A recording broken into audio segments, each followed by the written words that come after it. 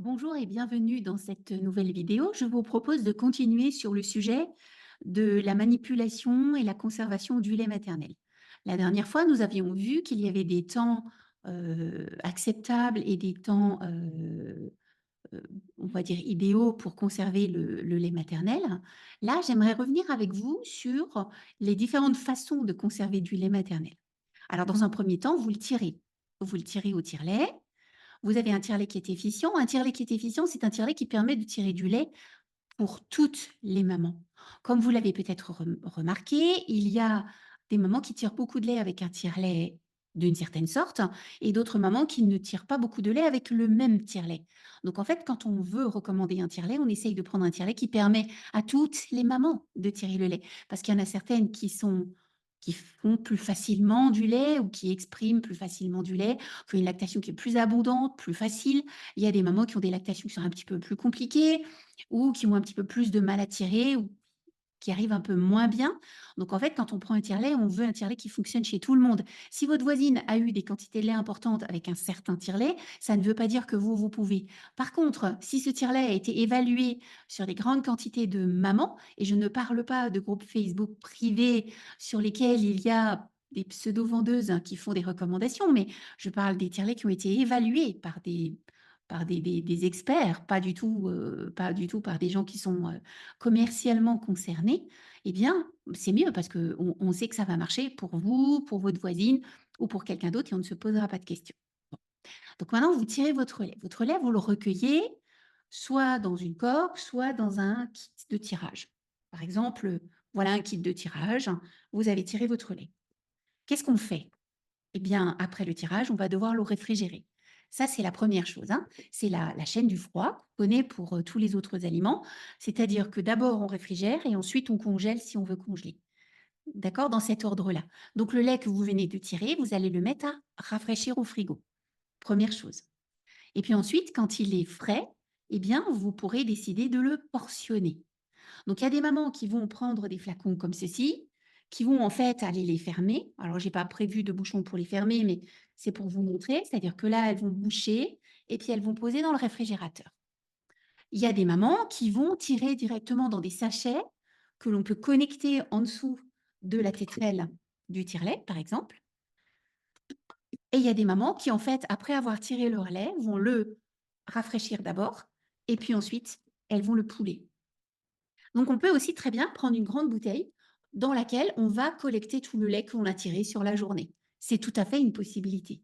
La seule chose, c'est qu'on va rajouter dans notre bouteille du lait qui est frais pour que ça soit frais avec frais et pas chaud avec frais. Donc ça, c'est la première chose que l'on va faire. Donc ensuite, bien sûr, il va y avoir la question de savoir, eh bien, combien de lait mon bébé va boire. Parce que une fois que j'ai préparé une portion de lait, si je la donne au biberon, il va y avoir de la salive qui va rentrer dans la tétine et je ne pourrai pas garder ce lait. Donc ça veut dire que tout biberon entamé doit être utilisé pendant la durée de la tétée ou jusqu'à la fin de la tétée. On peut considérer que la tétée peut durer, enfin le repas peut durer max 2 heures, mais après il faut le jeter, d'accord? On ne pourra pas le remettre de nouveau dans le réfrigérateur pour la prochaine fois. On va devoir le jeter. Donc c'est important de mettre, alors il y a des mamans qui nourrissent à la tasse, au gobelet, il y a des mamans qui nourrissent au dalle au doigt. Donc là, c'est un peu différent, mais dans la tasse, forcément, il y a aussi de la salive qui va venir. Donc, vous voyez, à partir du moment où le bébé entre en contact avec le lait, c'est le temps du repas. À la fin du repas, c'est fini. On peut considérer que le repas dure un certain temps, mais on ne pourra pas le remettre au frigo et le réchauffer une deuxième fois. D'où l'importance de trouver combien votre bébé boit. On verra ça dans une autre vidéo. Je vous parlerai de comment évaluer le volume de lait dont votre bébé a besoin à chaque repas pendant que vous êtes absente, surtout si vous vous absentez longuement. Revenons sur notre lait. Donc, soit vous l'avez mis dans des petits flacons comme ça. Alors, on se dit bien que certains tirages, on va tirer 40, d'autres tirages, on va tirer 60. C'est rare que l'on tire des grandes quantités de lait, surtout si on est à la maison et que bébé tète encore.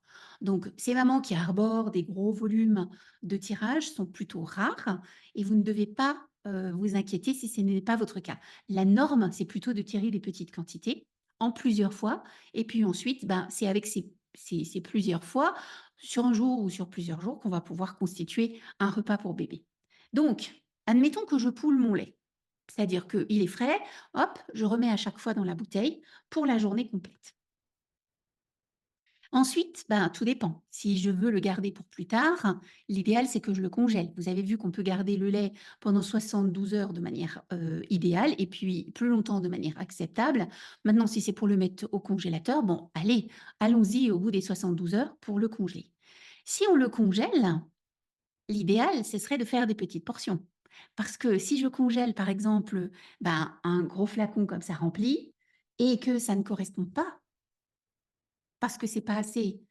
Alors, c'est pas vrai parce que c'est rare qu'un bébé boive plus que 120 en remplacement d'une tétée, mais admettons que ça soit trop, eh bien, je vais chauffer ou je vais dégeler, je vais chauffer une portion de lait qui est la portion que j'ai arbitrairement définie, qui n'est pas la bonne. Et bah, ma foi, une fois que c'est dégelé et puis que c'est réchauffé, c'est fini, je peux plus rien faire. Donc, on peut aussi, pour pouvoir avoir un peu plus de, disons, pour moins jeter, hein, pour ne pas gaspiller de lait maternel. Et toutes les mamans qui tirent savent que tirer son lait, ben, c'est compliqué. Enfin, c'est compliqué. Disons que ça prend du temps, puis que c'est quand même un effort. Et que ben, et si on ne le gaspille pas, c'est mieux. On peut aussi avoir, par exemple, des petits, euh, des petits espaces pour congeler. Vous voyez, par exemple, celui-là, il est fait sous la forme de bâtonnets étroits de 30 millilitres. C'est parfait, ça. C'est parfait parce que si vous voulez préparer un biberon de 90 par exemple, eh ben, vous allez juste dégeler 3 petits bâtonnets. Si, bah, vous vous absentez pas très longtemps et que finalement bébé commence à s'impatienter un peu et que, bah, ça pourrait très bien être par exemple, votre conjoint ou votre conjointe qui garde bébé et qui s'impatiente un peu, qui se dit: «Oh là là, il faudrait quand même». Bon, ben, on a peut-être dégelé juste 30, vous voyez? Et 30, ben, on n'a pas gâché tout un flacon de lait ou toute une portion de lait. Donc, vous voyez, ça nous permet vraiment de faire 30, 60, 90, 120. C'est parfait pour s'adapter aux besoins du bébé en fonction des moments de la journée. Si maman rentre rapidement, mais je ne vais pas donner un repas complet, puisque je sais très bien que bébé va vouloir aller au sein dès que maman arrive. Donc, je vais préparer un repas un peu plus petit. Et si c'est, en plein milieu de la journée et que, on est dans le cadre de repas normaux, ben, je vais m'adapter au volume que ce bébé boit en principe et donc je vais aller, utiliser le lait dont j'ai besoin et uniquement le lait dont j'ai besoin. Vous voyez? Donc ça, c'est intéressant pour ne pas gaspiller du lait maternel. Maintenant, si j'ai mis mon lait au congélateur et que je l'ai fractionné, c'est-à-dire j'ai des petites portions de lait que je vais pouvoir aller récupérer. Alors, on peut aussi utiliser, là, moi, par exemple, j'ai un outil qui est spécifiquement dédié à ça, mais vous pouvez aussi trouver des petits moules à purée de bébé qui sont souvent d'une contenance de 30 millilitres, d'autres sont d'une contenance de 60 millilitres. Vous remplissez les petites alvéoles, vous laissez geler, et puis une fois que vos glaçons sont réalisés, vous pouvez les transférer dans un sachet de congélation ou dans un pot hermétique et le mettre dans votre congélateur.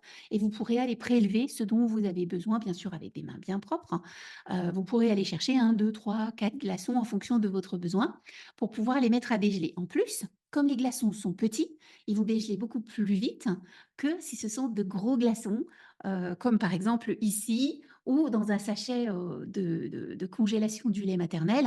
Ça va faire un gros glaçon qui va mettre longtemps à dégeler.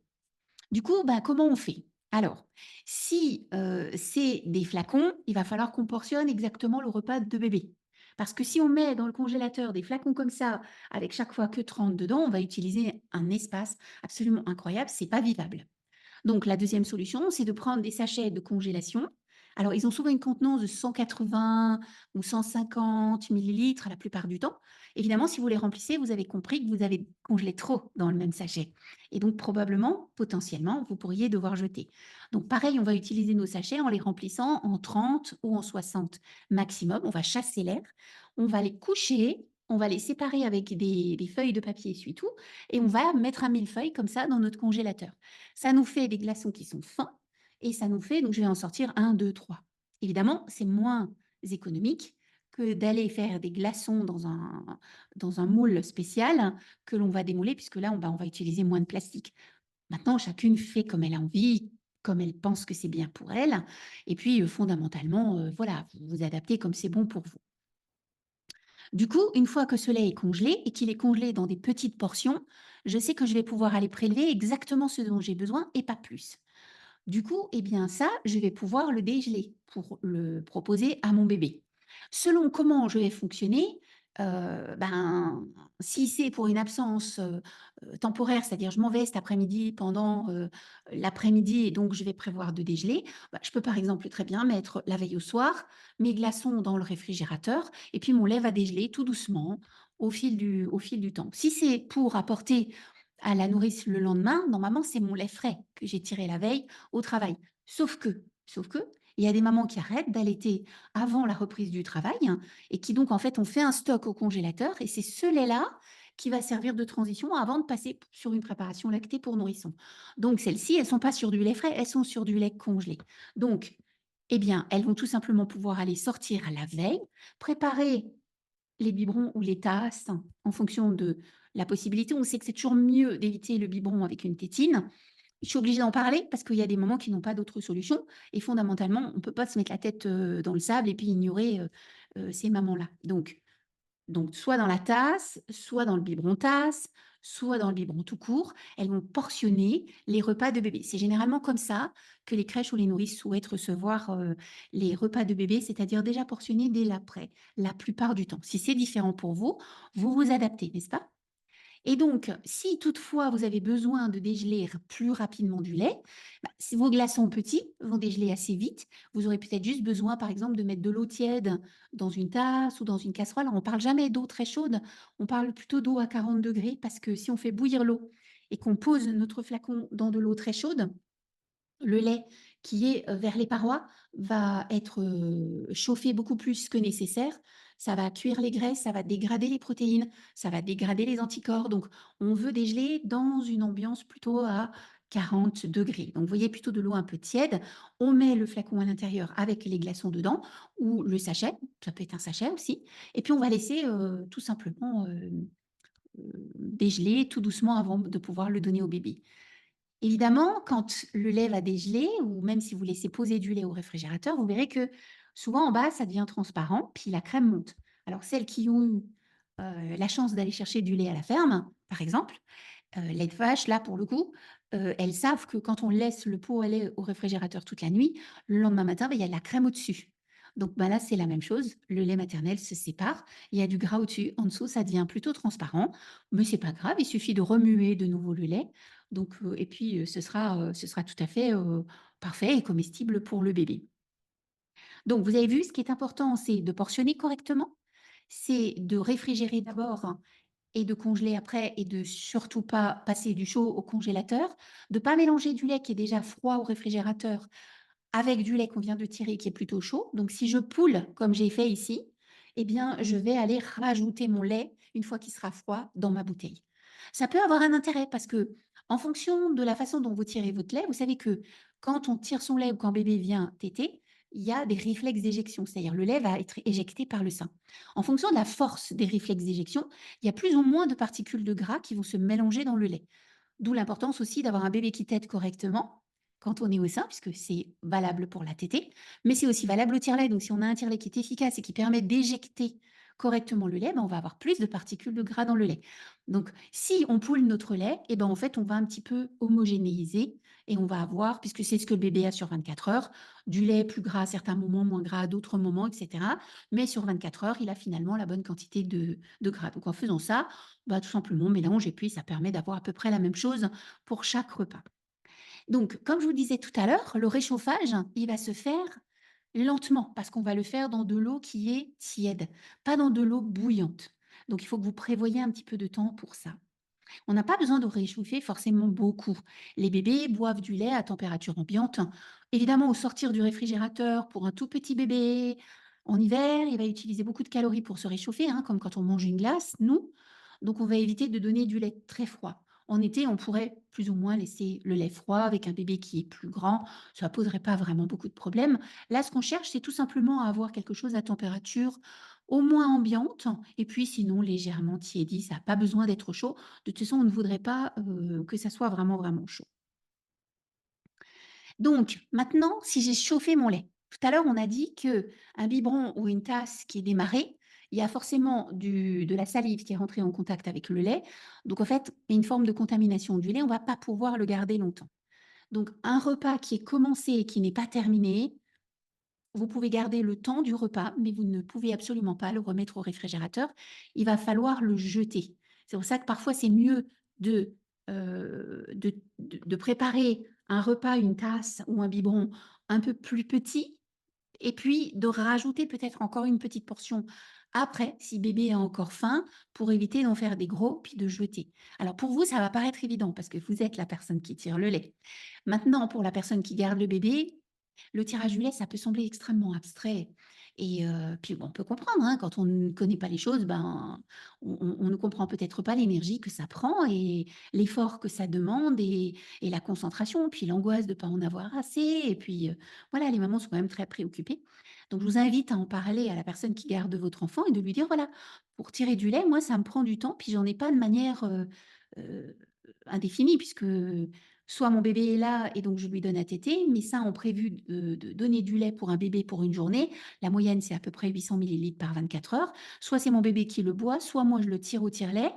Mais de toute façon, je tire probablement pas tout au tire-lait, sauf pour les tires allaitantes, celles qui ne mettent jamais au sein. Alors elles, par contre, elles tirent toute la quantité. Mais si vous travaillez, vous allez tirer les tétés manqués. Donc forcément, bah, la personne qui garde votre bébé, elle va avoir ce qu'il faut pour le lendemain, mais elle a pas de quoi, «Ah bah, c'est pas grave, je jette et puis je recommence», comme avec une poudre. Et même avec les poudres, vu le prix des boîtes de lait aujourd'hui, on est peut-être un peu plus prudente à mélanger, nos mesures de lait avec, 30 millilitres d'eau. On n'en fait pas forcément trop, on préfère en refaire un peu. C'est pareil pour le lait maternel, c'est encore pire, puisque la maman a dû prendre le temps, de tirer son lait. Donc, comme vous le voyez, en fait, si vous avez réchauffé du lait, et que bébé a commencé le repas, vous ne pourrez pas le garder. Si vous avez commencé à réchauffer, à tiédir un peu de lait et que votre bébé finalement n'est pas venu téter, vous ne l'avez pas utilisé, vous pouvez le remettre au réfrigérateur jusqu'au prochain repas, pas beaucoup plus longtemps. D'où l'importance de bien fractionner déjà au départ et de ne chauffer que ce qui est vraiment nécessaire. Voilà, j'espère que cette vidéo vous a apporté des éléments complémentaires. Je vous invite à me laisser des commentaires ou peut-être à me faire des remarques si vous avez envie en dessous de la vidéo.